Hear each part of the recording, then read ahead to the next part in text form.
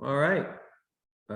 Okay, share. I see. All right. So welcome to the 62nd episode of the Revolutionary Code, where we bring the truth about how governmental politics actually works in every facet of human existence and how that affects our people, Black people here in America, Africa, and the diaspora. I am your host, Brother Tamani Mondana out of Houston, Texas. I am the direct revolutionary product, the one called by you Chewy out of the Tribes of the Black Madonna, and the indirect revolutionary product of one Albert B. Clegg, African title and name, Jeramogi Abebe Hajiman, the father of liberation theology and the founder of the Tribes of the Black Madonna. I am also the founder of the Black Gold Nation movement. My co-host, the chief consultant of the Black Gold Nation's National Political Strategy and Implementation Department and our Adult Education Division, and the chairman of LACE, Liberation Advocates for Community Empowerment, the intellectual gangster, corporate grassroots revolutionary, master domino assassin, from Shreveport, Louisiana, aka The Boot, Brother Craig B. Lee. Brother Craig, how you doing this evening? I am rested. I'm sure. We're on tour over the past few days. Wait a minute, that's a good thing. That's a good thing. All right, so before we get into tonight's show, briefly, let me let you guys know what we're all about. We're trying to put our people in a position to control the space where we live. We understand that if we're not in control of it, those who are often make our lives a living hell.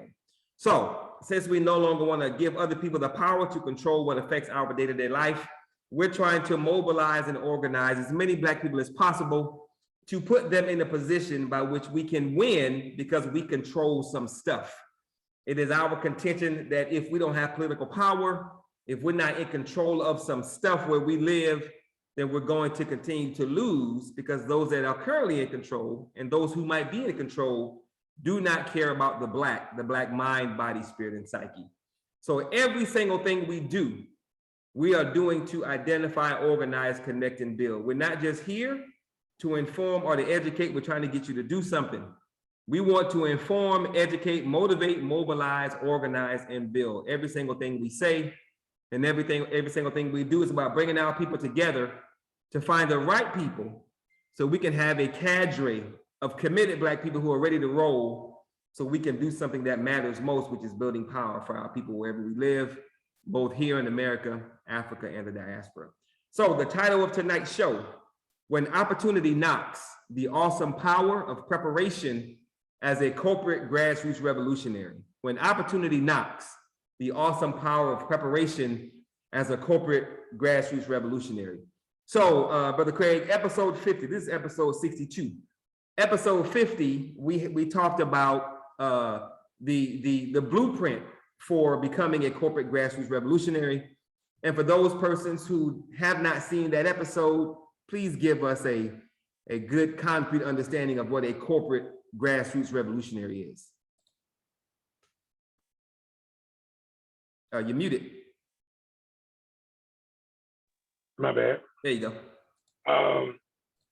First and foremost, to enter into this realm of being a corporate grassroots revolutionary,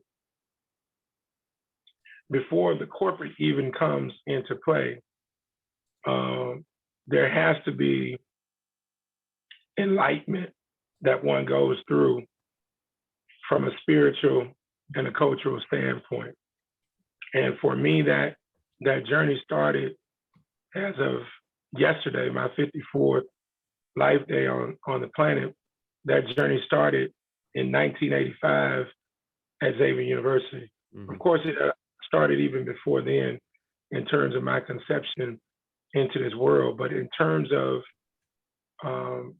the tangible reality of me being on the enlightened path, that was my freshman year at Xavier University. So we're talking 37 years ago.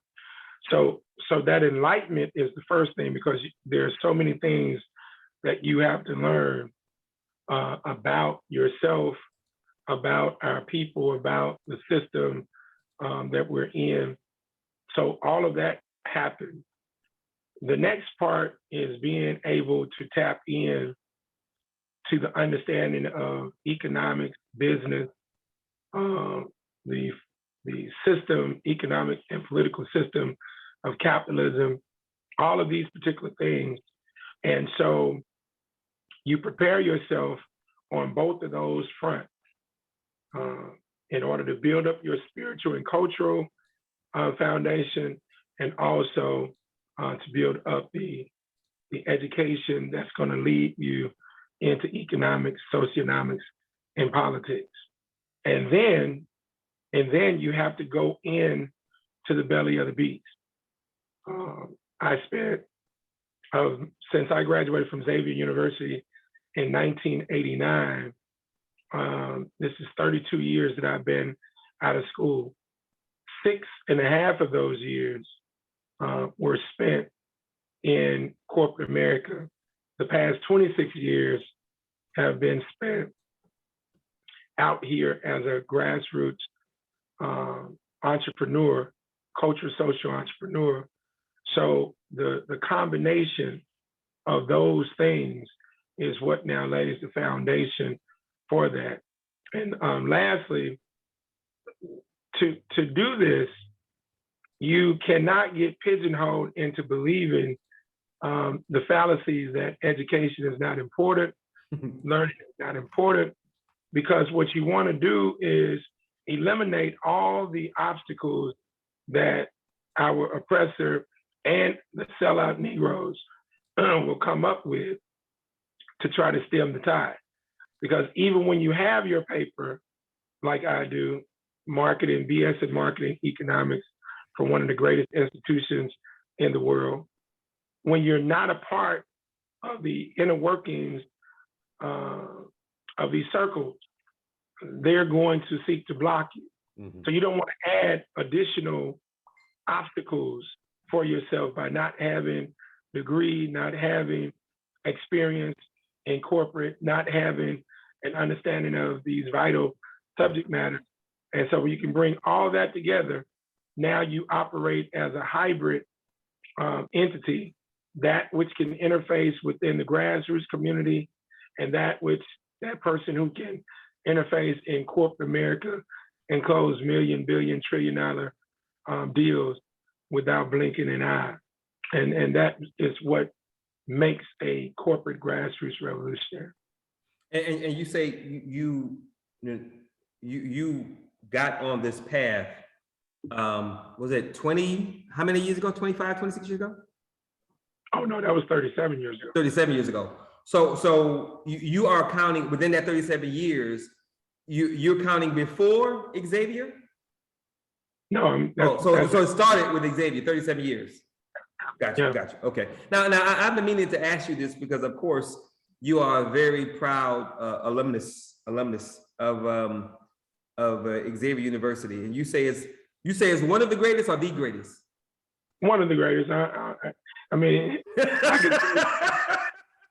but it's one of the greatest. So tell me why. Tell me why you think that Xavier University is one of the greatest universities on the planet. Well, first and foremost, the curriculum at Xavier, doesn't matter what your major is, and I was a marketing econ guy, you're going to take 2 semesters of theology, 2 semesters of philosophy, and a semester of ethics. You're not going, and that's mandated. That's mm-hmm. not elective, that's mandated. And that helps to shape your overall being. So that's number one.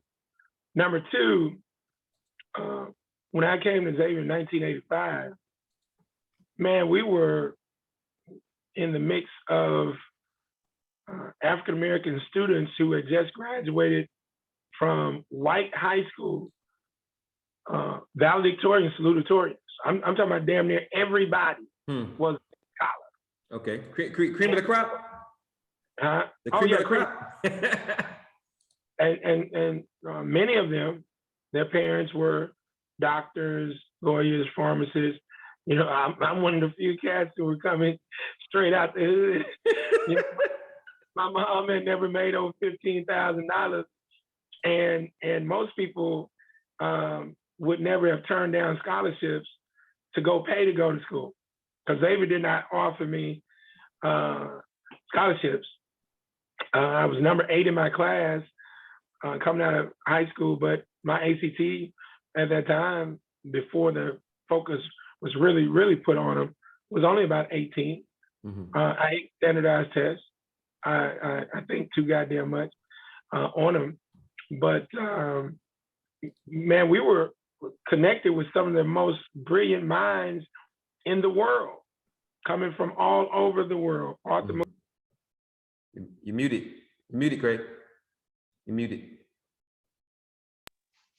One of the top anesthesiologists in America, coming out of South Africa. We had all kinds of people coming from all over the world. So that's the second thing. And then when you meet the faculty, and I should have said this even before the faculty, Dr. Norman Francis at that time, he's since retired, but he had been the longest tenured college president in world history. And he's responsible for taking Xavier on a whole international level. So you throw in Dr. Francis, the administration, the faculty, and then, oh my goodness, the city of New Orleans. Nothing, there's no other place. The only other place that could even compete with New Orleans to go to college would be Atlanta. You can't, I mean, DC, Chocolate City, but in terms of the mechanism of events and all of that, to give you that cultural dynamic, all of that helped to make that experience phenomenal. And that's where I actually became a man. I matriculated from malehood into manhood, and all of it is absolutely phenomenal. And that's how I was ready for to go into corporate, which I started my corporate career actually as an intern with GE Capital in 1988, finishing up my junior year, and I went to Atlanta, Georgia. That summer, I was already gangstified with this thing, but once I got to ATL and I saw Black folks making $25 million being a guy janitorial company and what, when I came back to Xavier, I was ready to conquer anything. Right. Okay. Well, amen. All right. So why is the corporate grassroots revolutionary so important? Because when you look at our great ancestors like Malcolm, Garvey kind of understood a little bit, but he didn't have the real skills. He read a lot, but he didn't have the skills on the corporate side. You have to have resources and financial resources in a capitalistic system. There's no way to get around it. Right. Malcolm didn't really understand that per se, because they were ingratiated into a religious construct. Although the Nation of Islam had people who became entrepreneurs, Malcolm was not one of them. So he propagated the agenda. And when you're not going through that process of entrepreneurship, when you're not going through the political process of understanding how these things work, and you're not really integrated into the local body politic, there's no way you're going to understand all of it, because you're going to miss a lot of different things.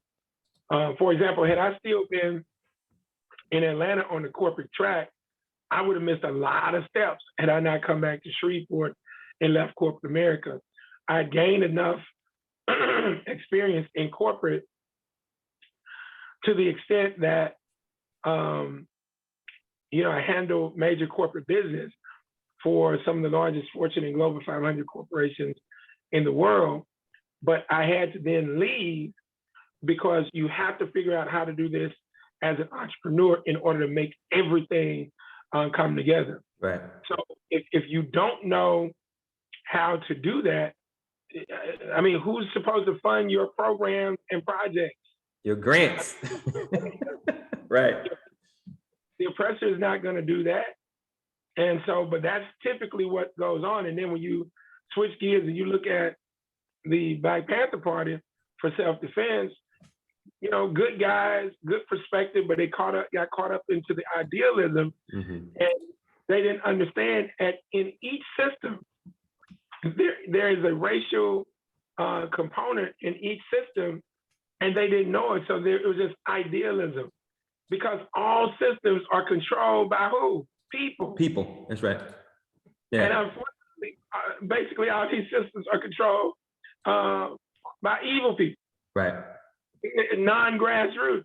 So even when you deal with socialism in all of these goddamn countries, it don't ever work, because inside of each of these systems, you're gonna have evil people cutting for their relatives, cutting for their side pieces, Yep. cutting for their business. If everybody's supposed to be on the same playing field, why has that system never worked? Right. It's never going to work because the people who are running the show lack spirituality and organic right culture. It's that simple. Dig it. So if you want to do this and create a new paradigm, you got to have goddamn resources in order to do it. That's right. That's right. Okay. So, and with that answer, it kind of answers the next question. But can we truly empower and free our people without corporate grassroots revolutionaries? No. Yeah, absolutely impossible. Okay. So we've identified the melanated grassroots Black hybrid as the top faction of the 6 factions of African descendants. So for those that don't know, and those that missed episode 50 and the previous episodes where we talked about it, what is a melanated grassroots Black hybrid? And is the corporate grassroots revolutionary the end result of the melanated Black hybrid? They're one and the same. They're one and the same. So we want our hybrids to become corporate grassroots revolutionaries. No, yeah, absolutely. Because the corporate part, once you understand how corporate America actually operates, and again, you have to get on the enlightened path before you even do that, because if money, status, and materialism comes before you come into enlightenment, you're going to get romanticized. That's right. By the status and materialism. When you come into enlightenment, you're going to learn that the money, status, and materialism these are just tools to operate in this system. They're not the end all to be all. And so they're one and the same. So yeah, but now when you learn how corporate America works, now you learn like, oh, okay, we got to set up our own corporate structure. Right. Within the corporate structure of the belly of the beast. So that's the only way that you're going to do this. Other than that, you're going to always be at the mercy of your oppressor, complaining that they're not letting you in the goddamn door. And that's their job, is to take care of their people. And our job is to take care of our people, and then work with other ethnic groups that are about the same thing. Because, I mean, we're only 15% of the United States population. But you got to collaborate with other ethnic groups, but we got to handle our business first and foremost. We can't go work on Latino issues or Asian issues. They have to handle their own business, but we can consolidate and now work against the philosophy, system, and game of capitalistic white supremacy and racism. But we have to have our own corporate infrastructure. Dig it. Okay, so what year did you coin the term corporate grassroots revolutionary? I would say, what is 2021? I would probably say that term finally came to me around about 2010, 2009, something like that. Okay. And when you came up with the term, were you trying to describe yourself or someone you wanted to become? Or was it an epiphany of what was required? How did you come to that conclusion? Basically all that. I was describing myself and the solution to being able to navigate in this game, the mandatory thing that was going to have to happen for the people who were going to be the leaders. Yeah, they were going to have to be the corporate grassroots revolutionaries. The think tank people, they can be behind the scenes and be funded by the corporate grassroots revolutionaries. They don't have to be entrepreneurs. They can actually just focus on coming up with concepts. But if you can get into various endeavors of science, technology, engineering, arts, math, business, economics, and you're enlightened, you can become a scholar in those fields.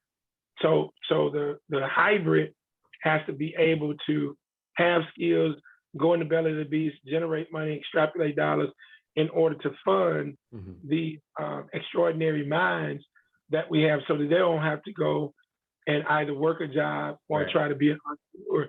There are some people that have to be put on the payroll for the process of just thinking and coming up and creating concepts. So will the corporate grassroots revolutionary always have to go into the belly of the beast, or at some point we'll have enough where we don't have to actually go and work in his real world, so to speak?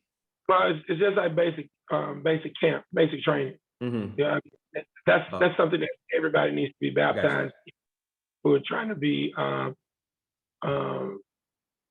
melanated grassroots hybrids. You need to get a taste of that, and that's necessary to be able to do. And even when we have our own corporate structure, although these entities would be there, it would be again a part of basic training to dispatch them to go work inside of that, and then they have something to compare our African descendant corporate structure with, as opposed to the white corporate structure that has been controlling the whole system. Gotcha. Can a melanated hybrid be raised, or are they always born? I mean, I would imagine you could raise one. The interesting thing about, because now we get into the question of leadership, and people believe leaders are shaped and molded, and what shaped and molded are managerial skills, but leaders are born. Yeah, I mean, you can't just, you got to have that thing, and everybody doesn't have that thing, and that's not a problem. Leaders now can learn to be more managerial and learn how to handle daily operations and things. They can be trained on that. But in terms of that intrinsic quality of getting people to follow you, I mean, you got to be born with that. The intrinsic quality of being willing to go through the struggle to make something come into fruition that nobody else would believe that would happen, you got to be born with it. Yes, sir. I mean, this is the bottom line. And that's something that the majority of people will never have. And it's cool because there are roles in the game for everybody. That's right. And there are different types of leaders. There are different types of leaders, but regardless, you got to be born with that, whether you are behind the scenes, mover and shaker, whether you're in front, you got to be born with that particular quality. Some people are going to be extrovert leaders. Some people will be introverted leaders, but it's something that's going to be in you. And then you improve upon your ability to manage people and operate based on the various trainings that you could have. And people get managers and leaders confused all the time, because managers in essence lead to some degree, or are supposed to lead, but that doesn't mean that you're a leader just because you're in a managerial capacity. Right. Okay, so given when you made the discovery of the term some 10, 11 years ago, and who you were per that term, you've been able to learn and accomplish quite a bit, obviously. So what could the Black community become if we're raising corporate grassroots revolutionaries from the cradle? How would our community look? How would we be living if we were raising more Craig B. Lees, if you will? They would be able to liberate, empower, and advance themselves in the belly of the beast. They would be, if you have a team of grassroots hybrids, corporate grassroots revolutionaries, these individuals chart the course for everything that you got to do, spiritually, culturally, educationally, economically, socially, and politically. And so, I mean, they would create think tanks. They would create all types of apparatuses that now begin to put our corporate structure together. Right. And that just has never happened. It's just never happened. The closest that we've even come to somebody kind of sort of understanding it from a grassroots standpoint as a hybrid is Paul Cuff. Mm-hmm. Paul Cuffey, I mean, hell, he's one of the wealthiest people in this country right after the American Revolution. And he wasn't selling no goddamn cars because there were no cars to sell. He wasn't selling no PlayStation, and he wasn't doing concert promotion. He didn't have no hit group, you know, because there wasn't no tickets to goddamn buy. Yeah. Africans were in slavery. So how did he make his money? Building ships. And so he's the forerunner before Garvey comes with the Back to Africa movement. But unlike Garvey buying worthless ships from white folks, he built ships. So that means his craftsmanship with this all melanated African descendant corporation was so quality that white folks were willing to give him money. Wow. For his product. That is awesome. That is awesome. And this is during goddamn slavery. Yeah. Yeah. Wow. Okay.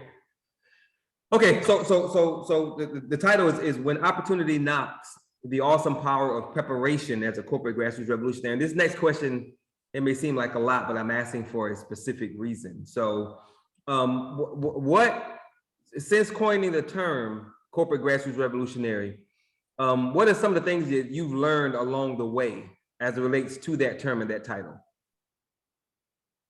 The most important thing that I learned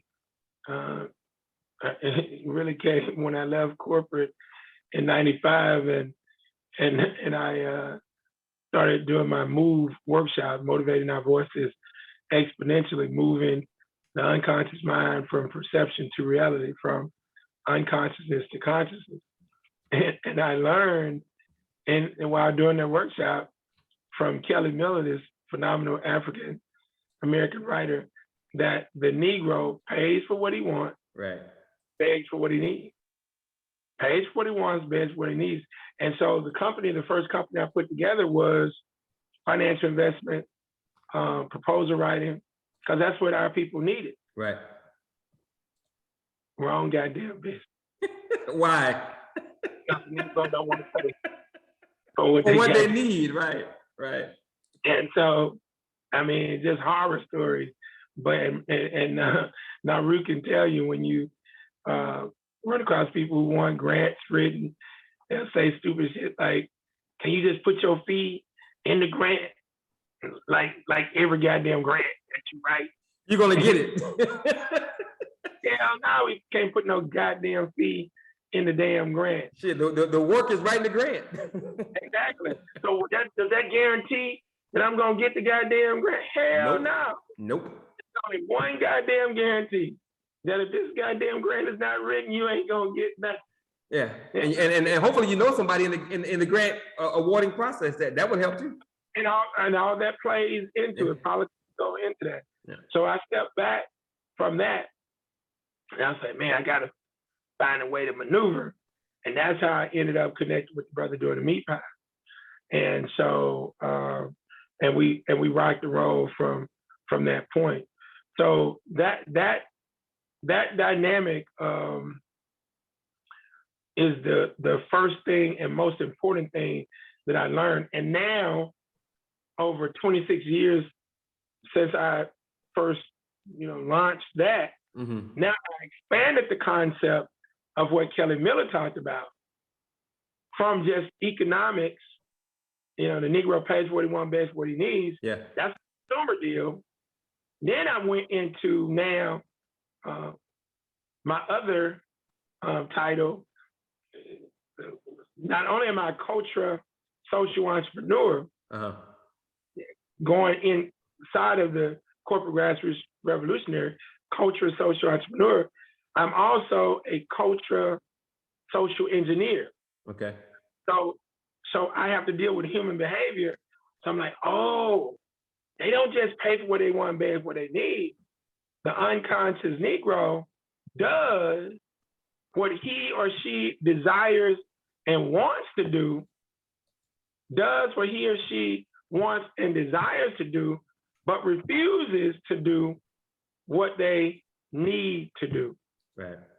So I expanded what Kelly Miller talked about from just consumerism to overall daily activities with our folks.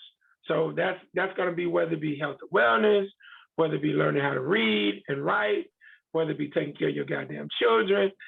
The Negro does what he or she wants and desires to do, but complains about and refuses to do what they goddamn need to do. Right. So did the, I'm assuming it had to, the 6 pillars came after you coined the term corporate grassroots revolutionary, right? Or came before? 6 pillars came in 1995. Okay, all right. Okay, so for those that don't know, we need to talk about that too, because I'm trying to give people an understanding that you didn't just read a book, read some books. You didn't just go to college. You didn't just go to corporate America. There are things, not only you as an individual, because you were born with certain things, but there are things that happen in your life, some on purpose, some divinely led, but there are things that led you to the point of becoming a corporate grassroots revolutionary. And within that are valuable pieces that we need if we're going to truly build empowerment and truly be free. And those things can be learned. Those things can be taught if a person is open to doing so. So to tell us briefly what the 6 pillars of empowerment are. What are the 6 pillars of empowerment? So in 95, when I asked the question, why are all these brothers and sisters committing these heinous offenses in Shreveport? And the creator was like, look around your community, tell me what don't you see? And I was like, okay, I don't see no spirituality, I don't see no culture, I don't see no education, I don't see no economics, I don't see no social cohesion, I don't see any political power.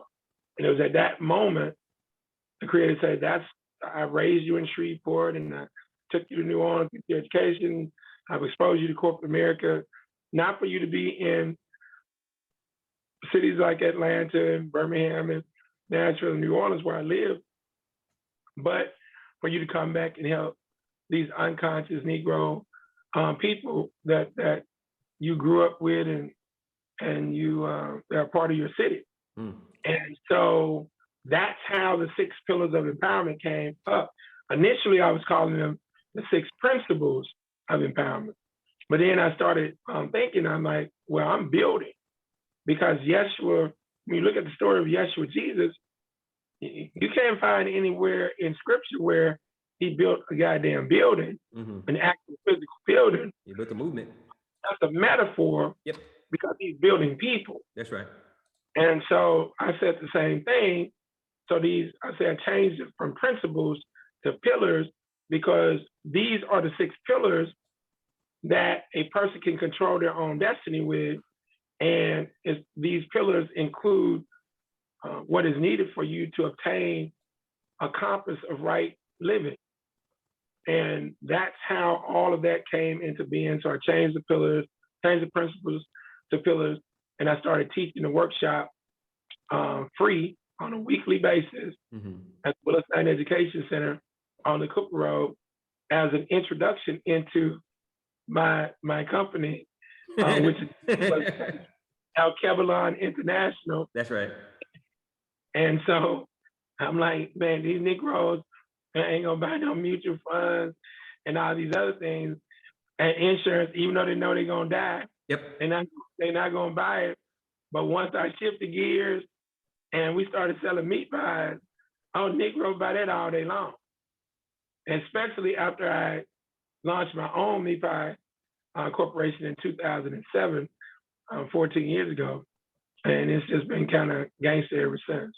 Okay, so I'm not sure if I missed it or not. Did you say what the 6 pillars are? Yeah, spirituality, organic right culture, education, economics, socioeconomics, and politics. Right, excellent. Okay, all right. So if you missed the beginning of the show, you're listening to the Revolutionary Code, where we bring the truth about how government and politics actually works in every facet of human existence. and how that affects our people, Black people here in America, African diaspora. Tonight's show is our 62nd episode, and it's titled "When Opportunity Knocks: The Awesome Power of Preparation as a Corporate Grassroots Revolutionary." My name is Tamani Mwandani. I'm the founder of the Black Owned Nation Movement. My co-host is Brother Craig B. Lee, who's the chief consultant for our political strategy and implementation department, and also our adult education division. So, Brother Craig, per the understanding of the immense, critically, vitally important aspects of the 6 pillars. Without the 6 pillars, we ain't gonna make it. So per the understanding of how important that is, what kind of network, what kind of relationships, what key pieces to make the puzzle that you've been able to amass over the years, what kind of network have you created that has now put you in a position to take advantage of a tremendous opportunity that's been laid before your feet? What kind of network have you built over the years as a corporate grassroots revolutionary with the understanding of the 6 pillars of empowerment? An international network that includes grassroots, advocates, activists, just good grassroots brothers and sisters, bourgeoisie Negroes, Uncle Tom, sellout Negroes, white corporate entities. I mean, just an array, medical field, engineers, because my personality is such that I've always been able to be cool, even when I'm standing solid on my square as an advocate for my people. I remember being in training with Asher Pharmaceuticals. I didn't hide the fact that Malcolm X was my soul uncle. Yeah. I mean, this was understood. I mean, so I never tried to imitate white folks. I came in, handled my business, and that's what I've always wrote. So when you look at this thing, I mean, you have to be able to stand on your square in such a manner that people are going to respect you. And so my ability to respect others and command respect allowed me to meet all kinds of people over the years in Shreveport, in New Orleans, in Birmingham, everywhere I've lived. And so I've never been afraid to network and mobilize with people. A prime example, I did a radio show in Las Vegas last Saturday, and the guy who's conducting the radio show, Lawrence Weekly, is a damn graduate of Xavier University. So you heard me mention that I was going to have to speak at Grambling when I went back to Shreveport, and turns out he is graduating classmates, and best friends with Don Gibbs, who is a DJ here, but he's also in law enforcement sheriff. So when he mentioned Don Gibbs, boom, it's like, man, that's my dude. And so again, network. So he obviously called in and checked with Don as to who I was. So the next morning when Pastor Troy Martinez picked us up, Pastor Martinez got a text from Lawrence Weekly. He said, refer to Craig Lee as Papa Lee. And Pastor Martinez says, I don't know what that means, but he told me to call you Papa Lee. And I'm like, he said, what does that mean? I say, I guess that's akin to being a wise sage or something. But it's crazy because although I'm 54 and this was just a few days before my life day, I said, I still feel like I'm about 30, 35. That's right. So it's strange that I've been doing this for this long because I really don't think about it. Yeah, and trip me out. And that goes to my follow-up question about the network that you've been able to build. Would you have been able to to build that kind of, well, let me back up. Are you always thinking, or have you always thought that this person, regardless of them being a sellout or not, this person, regardless if they're Black or not, this person white, were you always thinking that this person can be a part of the network that I need to build to move this thing forward? So you were always thinking about puzzle pieces. Yeah, exactly. I mean, because I've been playing dominoes, virtually all my life. Yeah. I understand the concept of chess, but I play dominoes. I'm going to learn how to play chess too. Mm-hmm. I know how to play the human chess game. Yeah. But dominoes is my thing. So I've always, and since I was a child, I mean, I've just always known how to be genuinely authentic with people. Mm-hmm. And so folks have always gravitated to me. And so when I was in high school, like next week, on the 30th, I have to judge a student leader competition at Southwood High School, which is our base of operations for dads on duty. And I wanted the lady to know when she called to confirm with me today. I said, man, it'll be an honor. I said, just so FYI for you, I said, my senior year in high school, I was senior class president. I was student council president. I was National Honor Society vice president. I was Spanish club president. I was the top percussionist in Shreveport from 1983 to 1985. I was Mr. Fair Park. I was Mr. Most Likely to Succeed. I worked 30 hours a week at Chrysler grocery store, and something else I put on there. And that was just some of them. So between myself and my cousin, Jackie Smith, we ran the whole goddamn school. She was Miss Fair Park. I was Mr. Fair Park. I was Mr. Most Likely to Succeed. She was Miss Most Likely to Succeed. I was the president of the National Honor Society. I was the vice president. He was the president. I was the president of the senior class. She was the vice president. So we ran the goddamn school. So, but that's a testament not only to our academics, mm-hmm. but personality. Right. And I was more public than she was, more extroverted than she was. Mm-hmm. But through her good personality and her academics, people was like, bam. And then with me, I could roll with the academics. I could roll with the street cat. Mm-hmm. It didn't matter, but I never got caught up with the street cat. Right. I tell people all the time, I'm from the hood. Yeah. Straight from the streets, but I ain't never been a part of the streets. Yep. But I knew guys who had far better lives than me, and they got caught up. I never did. Do you think you would have been able to build the kind of network you've built?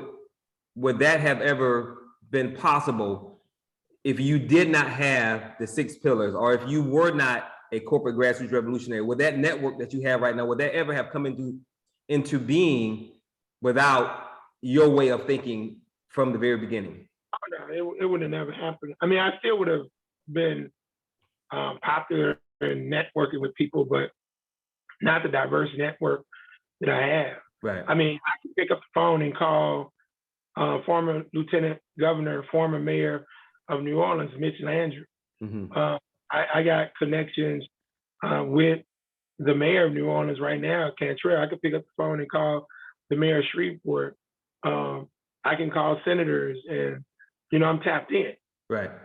So no, that wouldn't have happened without that. Dr. Jones is on the phone. She'll tell you. She has a contract in the city right now based on my relationship with the Fair Share director, Leon Wheeler. She got the skills and whatnot, all of that. But at the end of the day, it's the relationship that I have with him. That's right. That got her connected so that she could do everything that she needed to do to now control the contract, business development, curriculum online for the Department of Fair Share for the city of Shreveport. But I am the architect of the Fair Share program because it was through me and my team that the advocacy work was done, and the first program was written and negotiated by us as a counter to the one-page document that was put together by former Mayor Keith Hightower and his team. And so I've earned my stripes. So Negroes may hate me, but they do so behind the scenes. They know to be polite. And I have no problem with that because I understand that they play on the team. But if like I got a call last night from one of my pseudo enemies, and we're kind of cool right now. And he told me today, he said, man, you got to talk about some major business. And so it's funny because now, with all of the international attention that Dad's on duty is receiving, it's like, I've been doing this work for so long. Now it's like, damn, man, how can we? But it's like, it's a simple deal. I don't even, to be honest with you, I don't even see what the majority of people see at this stage of the ball game because I've been grinding for so long, and this is just for me just another opportunity for me to advance my purpose. Right. It's a whole deal. It's not like any goddamn Hollywood thing for me. I'm here to do work. Yeah, and I'm glad you said that because the title of the show plays into what you just said, and it's a perfect segue. And I'm glad you brought up Dad's on Duty because that's the next question. When opportunity knocks, the awesome power of preparation as a corporate grassroots revolutionary. So Dad's on Duty, for those who don't know, what is the Dad's on Duty? How did it start? And what has it become? What is it? How did it start? And what has it become? So Dad's on Duty is a coalition of brothers, 99.9% fathers who have students, children who are students at Southwood High School in Shreveport, Louisiana. And this coalition of brothers were formed, and by the way, I'm the 0.001% who does not have a child in the school system, but the 0.001% is me. And we came together to combat gang violence at Southwood High School. On September the 17th, a gang fight that was just major went viral, went national. 23 students were arrested, and it was bad. But I was involved in the process before then because on September the 6th, my schoolmate, Daphne Malone Lott, she sent me a text message, as most people will do, because I'm the guru advocate. People think I should advocate for every damn thing. And so she said, Lee, we need your help. Gang fights at Southwood, culture needs to change. And so since I was working with Mike Lafitte at the time and had helped him become president of the NAACP, and since he has a daughter who attends the school, I said, hey, this is a great situation for Mike to take point because he's never been an advocate in the true sense of the word. Okay. And I said, it's a great test case for him. So he doesn't jump on it right away. So fast forward to September 17th, gang fights go down, national story. He lets me know that he's gonna call a meeting on Sunday with some parents, concerned brothers, and he said brothers, he didn't say female parents, he's like brothers. And I told him I was on my way to Texas, so just let me know and I'll fall in and get in where I fit in. And so that's what happened. He called the meeting on September 19th, September 20th, they hit the ground. He came up with the name. Zach Johnson, our chairperson, came up with the first activity, which was to aid the administration, the faculty, and security with helping to be peace officers or peace patrol. They're positive role models and encouraging students to go to class and, let them know that they can accomplish whatever. So that's what we've done in the phase one.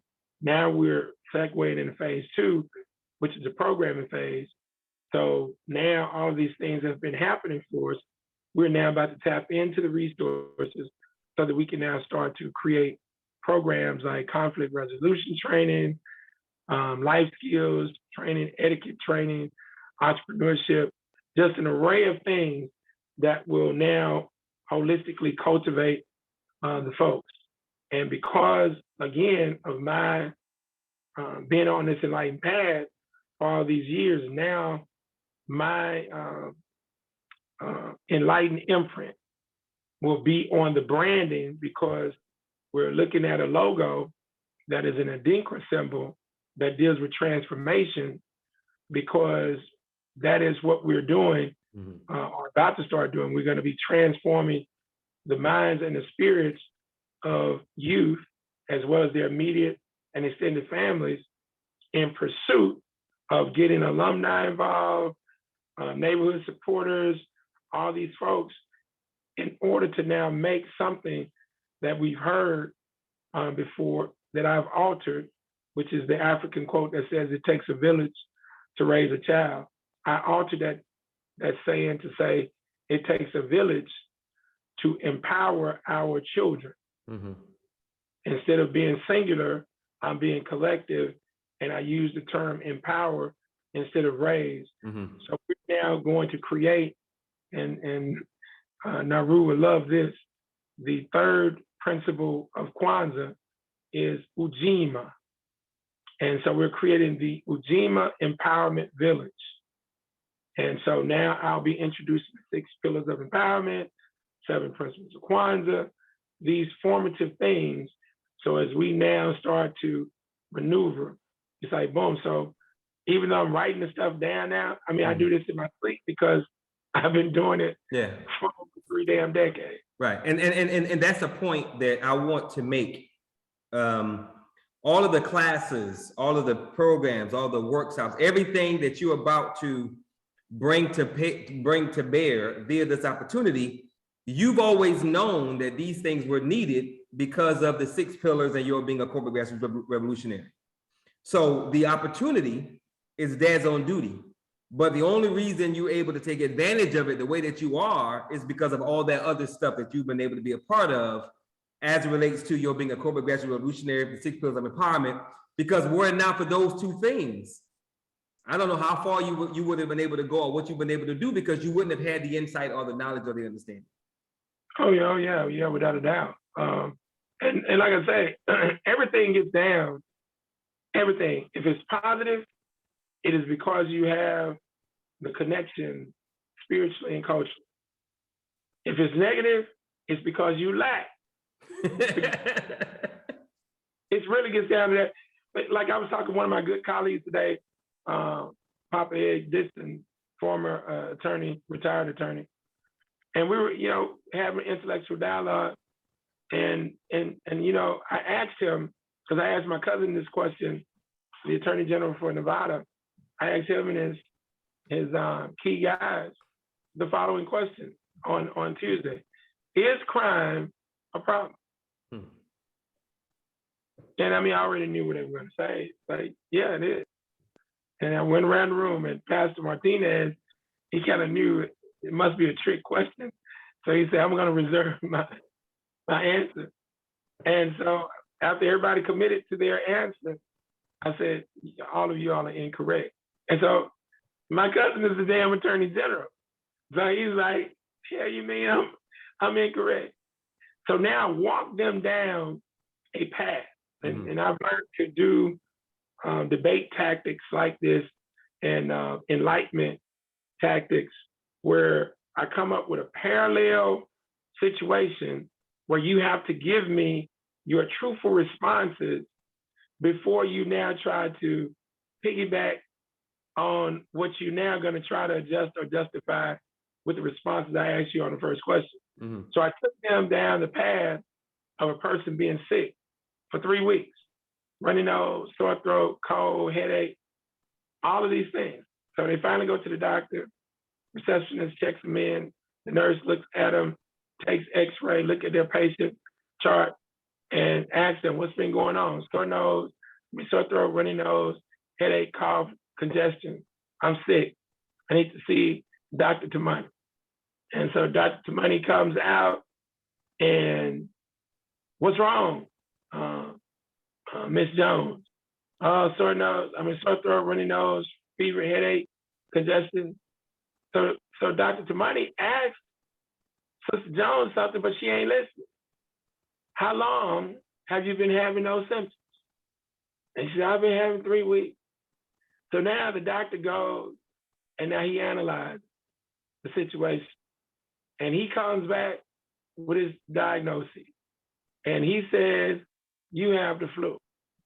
Now, in all actuality, even though he's pointing to the flu, there's a deeper causation, and that's the mucus buildup in your system, which also causes the flu, which then causes the damn symptoms.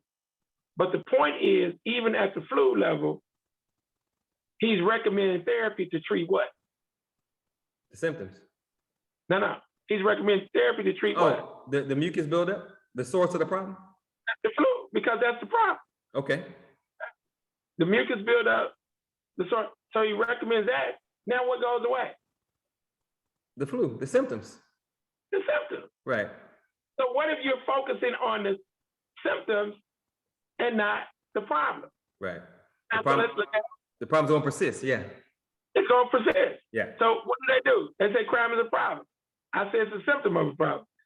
So, okay, we're gonna attack it as a problem. So what's their recommendation? More police officers. Does crime still exist? Yes. More jails. Got to be a solution. Does crime still exist? Yes. School to prison pipeline. We're gonna put their ass in jail early. Right. Right. Yeah. We're gonna put their ass in job corps and give them a trade. Does goddamn crime still exist? Yep. We're gonna do capital punishment. Does crime still exist? Yep. Proof positive that the goddamn shit is not a problem.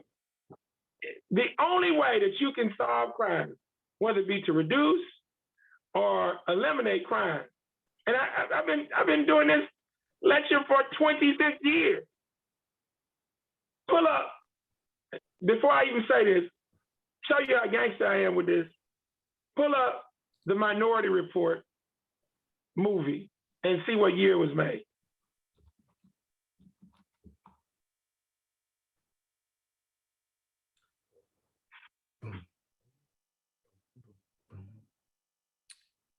All right. The Minority Report, Tom Cruise.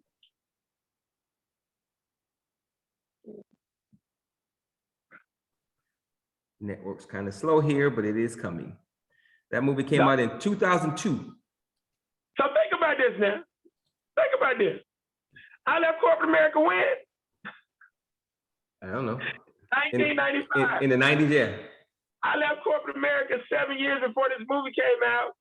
And I let people know the only way that you can solve crime is to get into the mind of a potential criminal before he or she commits the crime. That's right. And show them a different way. Enlighten them spiritually, culturally, educationally, economically, socially, politically, and now show them a way how to maneuver in a capitalistic system in a positive manner. Yep. If you now go and look at the movie, The Minority Report, they were crime prevention specialists, but they were tapping into the mind through these mind readers, and they could come into a situation and arrest your punk ass before you did it. Okay? Now, my perspective is deeper than that, because I'm saying you have to transform the minds and the spirits of the people, because we know goddamn well you ain't gonna be able to have no 2 or 3 white females who's supposed to be goddamn oracles. Yeah. Through osmosis and technology, being able to read everybody's goddamn mind in the world. And dropping in on your ass out of spaceships to stop you from committing a crime. and they arrest you and charge you for the crime that you would have committed because they read them. But I came up with this 7 years before the movie came out. Right. And that's as close as you're going to get to the concept of what I'm talking about. But that's the only way that you're going to stop crime. Okay. I make that known in Vegas. Yeah. How dare I, coming from a country town, put that in perspective. All right. So what you've learned over the past 37 years as a corporate grassroots revolutionary, as a person who is, I'm assuming you coined the term the 6 pillars of empowerment. So what you learned over all these years has prepared you for this dads on duty opportunity. So what will you be able to do, or what are you doing? Because you are a corporate grassroots revolutionary, what will you be able to do, or what are you doing now that someone who is not a corporate grassroots revolutionary would have never even thought about doing? What will you be able to do? What are you working on now to take this thing to the next level that someone who doesn't have your expertise, your background, your understanding, they will never be able to do? So what are you going to be able to do as a corporate grassroots revolutionary other people would never be able to do? Continue building on my master plan to take over Shreveport and use Shreveport as a test case prototype for grassroots empowerment leadership for the world to be able to see. That's the number one thing. And you got to do that with people. And so the number one issue that people rally around is what? Children and elderly. Yep. More children than elderly. Because you could be old and have done some negative shit back in the day and your ass is old now. But we don't know, but because your ass is old. Yeah, because you're old. I would just bust their ass upside the head because they might have stole some money from their damn granddaddy or something when they were 15. Yeah. But anyway, people are gonna rally around children. So that's the thing. Mm-hmm. And that path is what I've been on since leaving corporate America, because we must create a physical prototype for these people to see what happened. It ain't never happened before in world history. Whereas rich people operating within a spiritual and cultural framework have never had control of a land mass. Mm-hmm. And so this is what this preparation allows me to do. And those who are not on this path, they can actually see and say, oh, how did you do? Oh, you had to sacrifice. You had to be willing to struggle. You mean to tell me you turned down millions of dollars when the white folks tried to buy you off? You know, all of that. Yeah. Okay. All right. So that concludes tonight's show. We ended with the same question after all the episodes. You get one takeaway to give everyone from tonight's show that they will have with them for the rest of their lives. So what is the one takeaway you would give everyone who's with us now that they will have with them for the rest of their lives from tonight's show? Submit your will and your mind unto the Creator so that you can unlock, unleash, and activate your third eye. So you can then unlock, unleash, and activate your spiritual power so that you can learn your purposes in life. I mean, everything revolves around those 6 pillars, especially the first 2. And the third one, gives you the learning that you need in order to knock out economics, socioeconomics, and politics. So that's it. So without getting too deep, how does one submit their will? Because that ain't simple. That's a good question. Is that another episode? But that's saying there is no exact answer for that. No one particular answer, but I will say this. It's a truth-telling session that you got to have with your goddamn self and the Creator. Okay. Because when people are doing evil I mean, the creator knows your punk ass doing evil. Mm-hmm. You might fool the people who don't know your real agenda, but the creator knows. Yeah. And so you have to have a truth telling session with yourself. And if you have that truth telling session, or you tap into, you may have to tap into some videos. You may have to tap into some books to give you some guidance in terms of doing it. But regardless of tapping in videos or books or going to lectures, you're going to have a come to Yeshua, Jesus, Allah, Yahweh on time. Mm-hmm. Admit your unconsciousness and basically throw yourself on the mercy of the creator and say, hey, help me elevate so that I can learn my purposes in life. And so that would be my answer. Just being willing to go through the peeling back process of the layers so that you can strip yourself naked and deal with the truth as to who you are. And most people don't want to have to go through that process. Right, because that's a painful process to not see yourself as you think you are, or that you want to be, but the real you. For sure. All right, cool. All right, well, again, that was the last question for tonight's episode. We're gonna open this thing up for Q&A. Let me see, check my man. All right, Brother Naru has turned his camera on, so we'll start with Brother Naru. Questions or comments for Brother Craig. What's going on? I'm trying to get my light on, but it don't seem to be working. Y'all can see me okay? Yeah, we can see you there, brother. There you go. So Brother Craig, I want to ask, when you first started this journey with the 6 pillars of empowerment, did you have an idea of how long it would take to reach our people? And Hell no. So you thought it was going to be like that first year, you about to get it in, huh?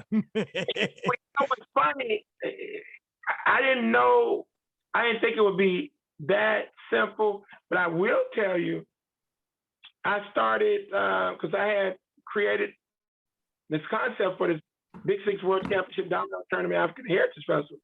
It's $1 billion concept I created back in 1994 when I was still in Atlanta. And Naru, I mean, my naive ass, I'm like, shit, I got $1 billion concept. Let's do it. I'm gonna get 20 Negroes in Shreveport to put up $5,000 a piece to this nonprofit. I'm gonna give them a tax write-off, and I'm still recognizing them as an investor. And I'm gonna take the $100,000, I'm gonna flip that into a couple million. And it's like, boom, I got the resume from State University, America. I am the bomb. Freedom. I got one investment in 1996. I got another one in 97. And then I got another one in 99. Wow. I said, this ain't gonna work. Man, it's totally different, man. So now to answer that question, I had no idea. Well, you stuck with it though. That says a whole lot, bro. Yeah, I had to. I mean, it's just my pedigree. Sometimes I would ask the creator, man, why did you make me this goddamn way? And my ex-wife, and I told her, she shouldn't have tried to marry me because I was going to divorce her ass. I told her. But she always says, because she's my client now, she says, I don't know how in the hell you have dealt with these Negroes for over 30 years. Hey, because you love our people. That's the only way you could have That's the only way. That's the only way. Because Lord have mercy. Only way you could have did it. One of my partners, he died back in 2016. I love his statement because he used to, Lorenzo Bell is his name, and he had a rim shop. And we grew up together since childhood.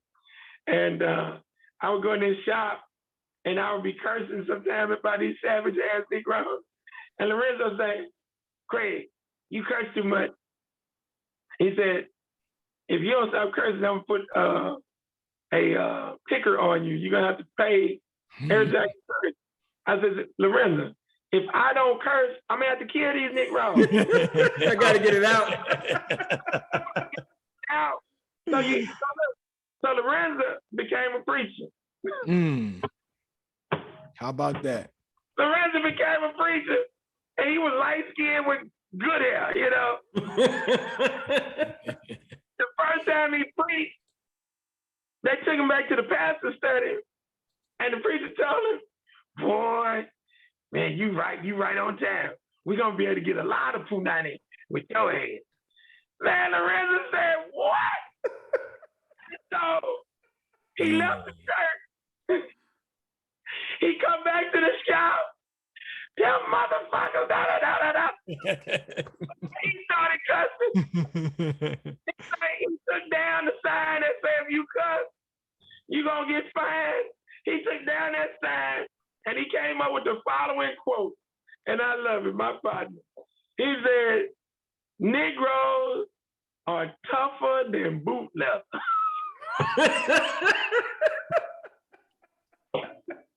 Yes, sir. That's wild, man. The dudes are tougher than boot leather, man. So yeah, you got to love, bro. You got to love them, but you got to be willing to bust them upside their goddamn head. Cause, bro, these cats will put you through the ringer. They'll lie on you. I mean, all this. It's a labor of love, man. Labor of love. You ain't got to tell me, bro. I was telling Tamani earlier today how I've been in all these organizations and always, every time, it's some mess. Every time that could be avoided. But I love my people. I keep coming back. You got to, man. You got to.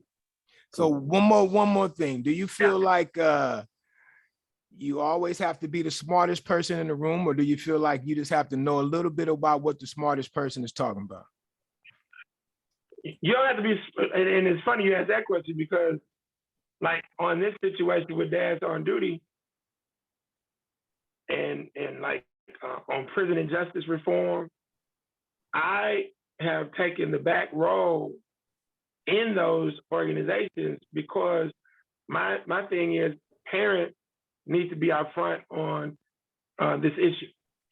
My job is to teach them, train them up, and offer air support for them and guide them properly. Same in the prison and justice reform. I ain't never been to goddamn jail, so I don't need to be the leader of that, but I need to work with the cats, and I could show you countless texts. Stephanie Rogers, one of my good colleagues here, she spent roughly 14, 15, 16 years in female state prison and federal prison. And she sent me a nice Life Day text yesterday about how honored she is being connected with me, because I've been pushing her for the past several years that we've been connected to step up. And I tell her, I got you, but I can't speak directly on this issue. Indirectly, yes. Right. Same with this. I've always advocated for children in the school system, but I needed brothers to step up who have children. And so you let them be out front, I'll be behind the scenes. So that allows their intellect to shine. Well, that shows that you're smart right there. Yeah. And I don't have any problem with that, because when we get into the gangster part of this, they're gonna have to turn to me anyway, because nobody else has that skill set. So you let them shine where it's necessary. Today you can go to my page and look at the meeting. The colonel of the Louisiana State Police came up, and you go check it out how I led that entire deal. I allowed every one of the dads, I think it was about 7 of us there today, 6 or 7, each one of them allowed to speak at the end of this program. That's great. I also, one of the songs that influenced me tremendously as a child, and it still influences me today, a gospel song, Naru, and it shows the Christians that though I'm on a spiritual, cultural level, I don't disrespect them and tell people to say to hell with Christianity.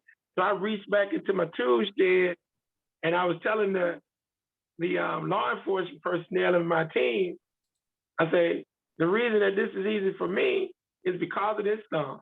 I'm gonna stay on the battlefield for my Lord, for my Lord. I'm gonna stay on the battlefield for my Lord, for my Lord. And I promise him that I'm gonna serve him till I die. Okay. I'm gonna stay on the battlefield till I die for my Lord. The whole library, the law enforcement, everybody. So why is that important? Because I united with my brothers who are Christians, you know, Right. but I have to allow I've been about 9 million funerals over the past 20 years.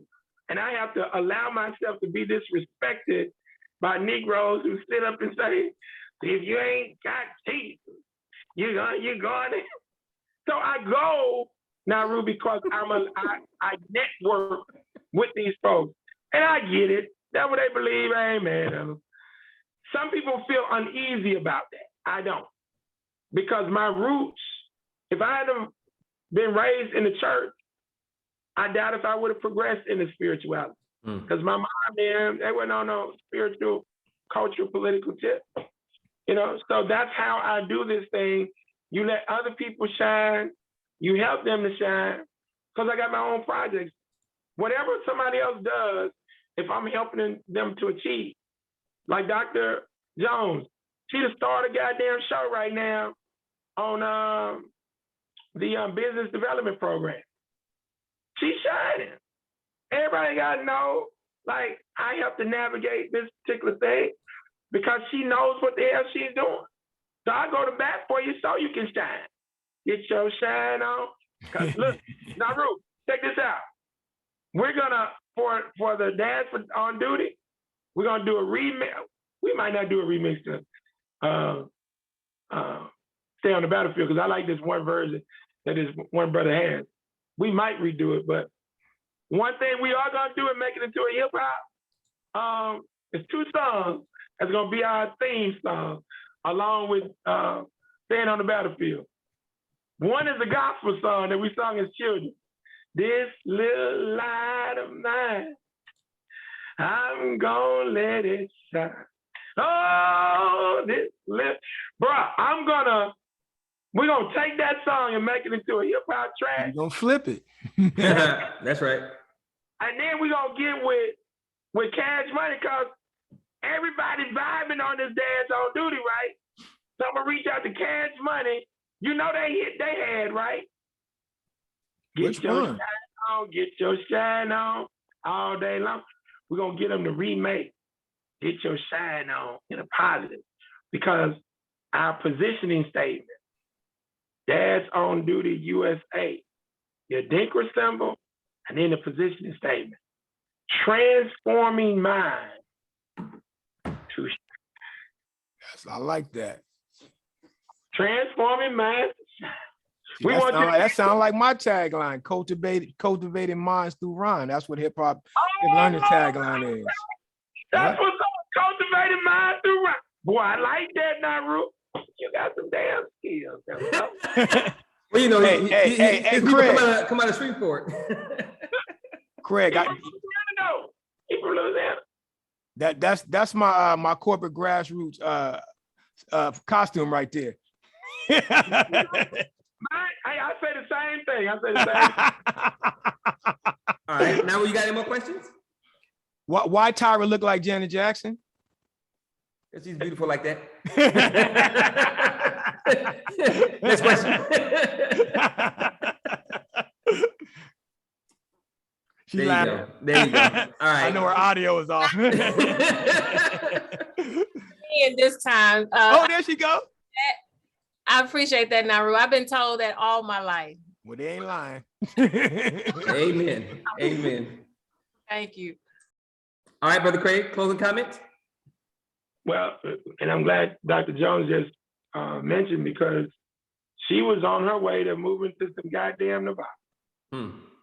And I told her punk ass, you bring your punk ass back home to Shreveport to help us in this struggle because I needed talented folk to maneuver. And she's jumped in, and when I tell you she is knocking it out, it's like bam. And so she'll tell you how I roll.